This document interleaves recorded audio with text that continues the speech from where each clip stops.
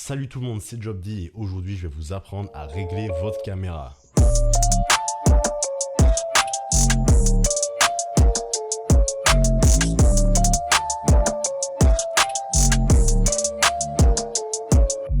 S'acheter une caméra c'est facile, mais la maîtriser c'est une autre affaire. La plupart des vidéastes aujourd'hui filment avec des appareils photo hybrides comme celui-là. Alors une Sony A6300 dans mes mains. Donc aujourd'hui nous allons voir comment paramétrer ce type de caméra / appareil photo hybride. Nous allons voir comment paramétrer la cadence d'image, comment maîtriser son triangle d'exposition, l'ouverture, la vitesse d'obturation et les ISO, et comment faire sa balance des blancs. À la fin de la vidéo, on pourra répliquer tout ça sur un smartphone avec une petite application astuce que je peux vous proposer.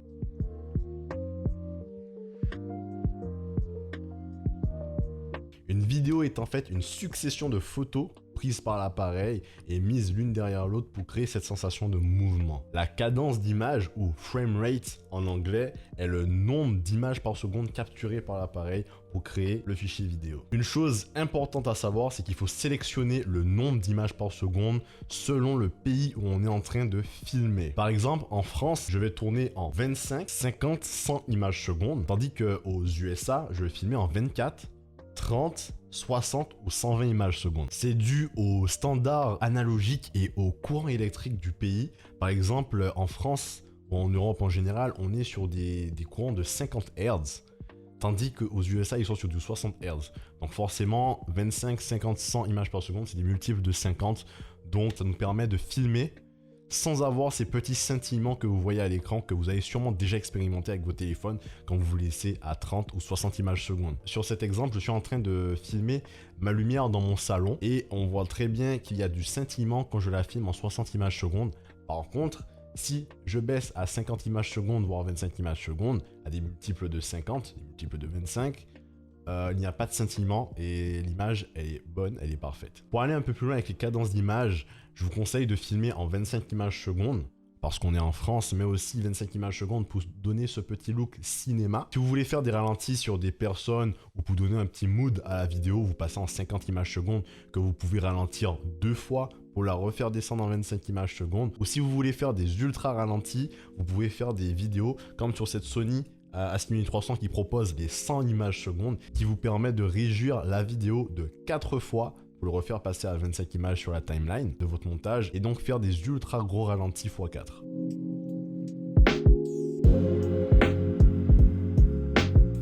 L'ouverture, la vitesse d'obturation et les ISO sont les 3 paramètres nécessaires et complémentaires pour une bonne exposition de votre image. L'un ne va pas sans l'autre. On appelle ces 3 paramètres le triangle d'exposition. Si on bouge l'un de ces 2 paramètres, on doit adapter les 2 autres pour continuer à avoir une bonne exposition. L'ouverture est en fait la quantité de lumière que votre objectif va laisser passer jusqu'au capteur. Ce mécanisme est composé de plusieurs ailettes placées en forme d'iris dans l'objectif qu'on appelle le diaphragme. L'ouverture s'exprime en f point un chiffre. L'objectif avec lequel je suis en train de me filmer actuellement ouvre à 1.8, ce qui est une très grande ouverture, tandis que f11, 16, 22 sont des très petites ouvertures, donc laissent passer peu de lumière. Plus le chiffre après le f est petit, plus l'ouverture est grande, et plus le chiffre après le f est grand et plus l'ouverture est petite. Sur le marché, ça va vous arriver de trouver des objectifs avec des ouvertures constantes, ce qui est beaucoup mieux pour gérer son exposition. Par exemple, avec mon Sigma 18-35, j'ouvre à 1.8, peu importe si je zoome de 18 à 35. Tandis que sur les objectifs vendus en kit avec les appareils photo, par exemple celle qui est vendue en kit avec la Sony A6300, zoom de 16 à 50 mm, zoom de grand angle à portrait, elle a une ouverture variable. Quand je suis dézoomé au max, elle est à ouverture 3.5, mais quand je zoome vers le portrait à 50 mm, et l'ouverture se ferme automatiquement à f.56, ce qui est vraiment mauvais pour gérer son exposition. Sur le seul fait qu'on zoome, on doit régler son triangle d'exposition. On appelle ces objectifs des objectifs à ouverture variable. Si je peux vous donner un petit conseil, c'est d'avoir un objectif avec ouverture constante qui vous permet de zoomer, dézoomer sans régler tout le triangle d'exposition parce que votre ouverture s'est fermée. Pour aller un peu plus loin avec l'ouverture, elle n'impacte pas seulement la lumière, mais elle impacte aussi ce qu'on appelle le bokeh ou le flou d'arrière-plan. Remarquez sur cette image à gauche que le sujet est complètement détaché du fond, avec un bon flou d'arrière-plan, un joli bokeh. Tandis que sur l'image de droite, à f11, le sujet n'est pas du tout détaché du fond et toute l'image est nette. La vitesse d'obturation est en fait le temps pendant lequel le capteur sera exposé à la lumière. Sur la plupart des appareils, la vitesse d'obturation est exprimée par un 1 sur un nombre. Par exemple, sur cette image, la vitesse d'obturation est réglée à 1 sur 50. On dit alors que la vitesse d'obturation est à 1/50 de seconde. Plus le chiffre est bas, plus la vitesse d'obturation est lente, plus le chiffre est élevé et plus la vitesse d'obturation est rapide. Donc plus la vitesse d'obturation est rapide et moins le capteur recevra de lumière. Sur cet exemple filmé en 25 images par seconde, notre sujet bouge la main à 1/50 de seconde sur la gauche et à 1/200 de seconde sur la droite. Sur la gauche, on remarque un léger flou de mouvement, tandis que sur la droite, il n'y a aucun flou, l'image est parfaitement nette. L'œil humain voit avec du flou de mouvement, donc celui à 1/50 de seconde, un rendu beaucoup plus naturel que celui à 1/200 de seconde.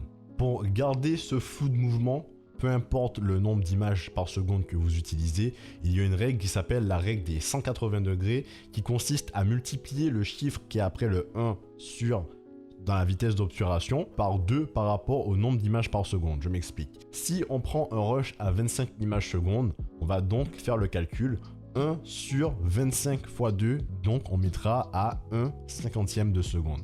Si par contre je filme à 50 images secondes, on va faire le calcul encore, 1 sur 50 fois 2, on mettra à 1/100 de seconde. Grâce à cette règle, vous pourrez toujours avoir le flou de mouvement naturel qu'il faut à votre image. Pour votre créativité, je tiens à dire que cette règle peut être transgressée. Par exemple, dans ces images du clip RAC de SCH réalisé par Panamera, ils ont baissé la vitesse d'obturation pour donner cet effet un peu psychédélique, drogué dans le clip. Dans le film Il faut sauver le soldat Ryan, réalisé par Steven Spielberg, on peut voir qu'ils ont augmenté la vitesse d'obturation pour que tous les mouvements soient plus nets pour donner ce ressenti beaucoup plus stressant. On peut voir qu'on voit toutes les explosions avec la poussière très nette, les gouttes de pluie très nettes et les mouvements très nets. J'ai moi-même utilisé cette technique dans mes tournages pour avoir ce côté un peu plus dynamique, un peu plus violent, pour des mouvements beaucoup plus nets. Les ISO représentent la sensibilité du capteur à la lumière. C'est un réglage à faire avec minutie parce que c'est vraiment ce réglage qui va détériorer le plus vite la qualité de votre image. Dans cet exemple où mon ISO est à 200, je trouve que l'image est un peu sous-exposée. Donc là, je vais mettre mon ISO à 800 et je vais trouver une bonne exposition. Faites attention à ne pas trop monter les ISO parce que votre image sera cramée, les blancs seront trop cramés et ce sera quasiment impossible à rattraper au montage. Au mieux, chaque appareil a un ISO natif, donc un ISO où le capteur au maximum de ses capacités. Par exemple, sur la Blackmagic avec lequel je suis en train de faire cette vidéo, il a un double ISO natif, donc à 400 ISO et à 3200 ISO, c'est là où j'aurai la meilleure capacité de capteur pour avoir la meilleure qualité. Donc identifiez l'ISO natif de votre appareil en faisant une recherche sur Google par exemple, et essayez de rester à cet ISO pour toujours avoir la meilleure qualité. N'hésitez pas à baisser ou augmenter si la situation ne s'y prête pas. Attention, de nuit, lorsque vous augmentez les ISO beaucoup trop haut, vous aurez un sorte de bruit numérique qui va se rajouter à l'image. Pas vraiment le même bruit que sur les appareils vintage, le même grain, mais plutôt des grains colorés qui vont venir se coller à votre image et c'est vraiment très difficile à retirer et c'est vraiment pas très joli.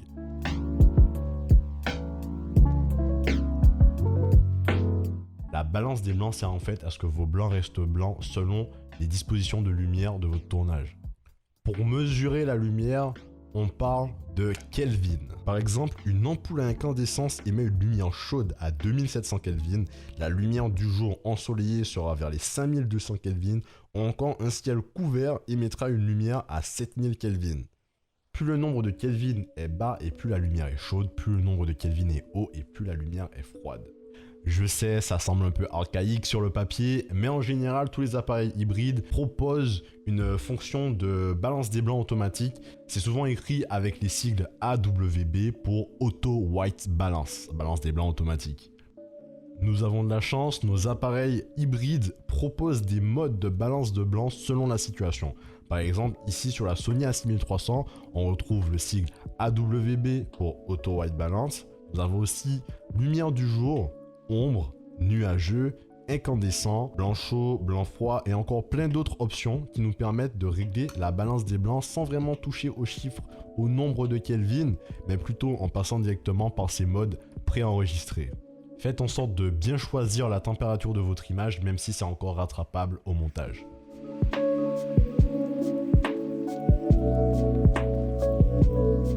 La meilleure caméra qu'il reste pour filmer, c'est celle qu'on a sur soi et je vais vous montrer comment répliquer tous ces paramètres sur votre smartphone.